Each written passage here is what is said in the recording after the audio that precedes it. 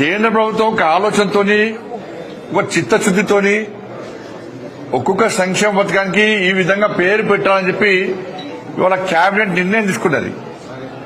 ఆ నిర్ణయాన్ని ఇవాళ తెలంగాణ రాష్ట్ర ప్రభుత్వం తుంగలో దొక్కుతుంది. వాళ్ళు మీ ప్రభుత్వం యొక్క మీ సొంత సంక్షేమ పథకాలు మీ నిధులతో జరిగే సంక్షేమ పథకాలంటే మీరు ఇందిరాగాంధీ పేరు పెట్టుకుంటారా, లేకుంటే ఒసామా బిన్ లాడెన్ పెడతారా, దావుద్ ఇబ్రాహిం పెట్టుకుంటారా? పెట్టుకోరు, మాకు ఏం అభ్యంతరం లేదు. మాకు తెలంగాణలో ఇందిరమ్మ ఇండ్లు ఇస్తుంటే కేంద్రంలో వారి వాటా ఎంత ఉన్నది?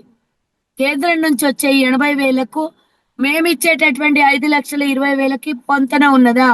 మీరు చేస్తున్న సహాయానికి గోరంతలు చేసి కొండంత ఆశపడడం అనేది ఇది ఎంతవరకు కరెక్టు? ఈ మూర్ఖుడికి నేను అడుగుతున్నా, నువ్వు సహాయం ఇయ్యకపోతే చూస్తూ ఊరుకోవడానికి మేమేమన్నా మరీ అంత పిక్చర్ లెక్క కనబడుతున్నాం?